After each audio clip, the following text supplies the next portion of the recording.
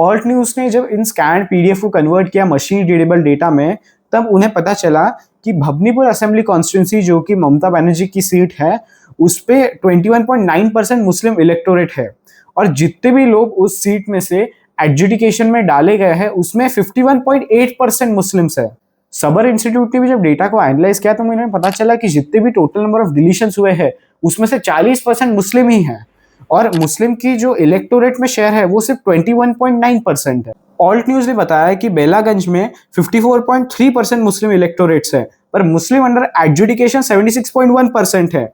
मनिकचक में 49.4% मुस्लिम है पर मुस्लिम अंडर एडजुडिकेशन 97.4% है।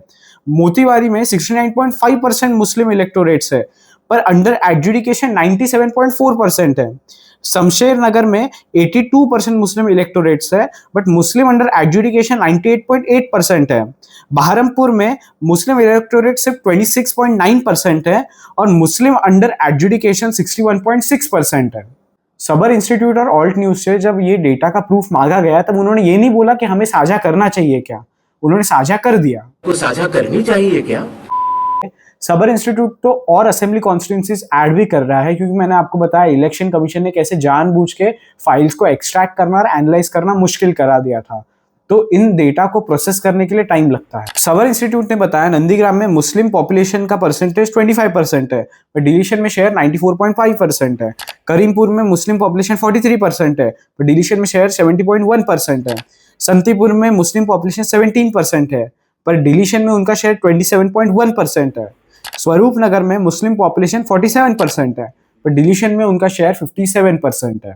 क्या आपको ये महज एक कोइंसिडेंस लगता है? 2-3 चीजें कोइंसिडेंटली हो सकती है पर मैंने आपको इतने एग्जांपल दिए। जिस एरिया में 25% मुस्लिम पॉपुलेशन हो उसमें 94.5% मुस्लिम डिलीशंस कैसे हो सकते हैं? क्या ये महज एक सहयोग है या उससे बढ़कर कुछ और, जैसे टारगेटेड कम्युनल डिलीशंस? बंगाल के एसआईआर और इलेक्शंस के वक्त जो चीफ इलेक्टोरल ऑफिसर थे उन्हें नई बीजेपी सरकार ने चुनाव जीतते ही राज्य का चीफ सेक्रेटरी बना दिया है। तो आप खुद ही सोचिए, क्या किसी तरह की न्यूट्रलिटी बचती है ये टॉप लेवल इलेक्शन कमीशन के ऑफिशियल्स में? क्या बंगाल में जो हुआ उसे चुनाव कहना भी चाहिए? आप खुद सोचिए। चुनाव में क्या होता है? चुनाव में लोग सरकार को चुनते हैं और यहाँ क्या हो रहा है? यहाँ लोगों को चुना जा रहा है कि कौन वोट कर सकता है और कौन वोट नहीं। बंद करो।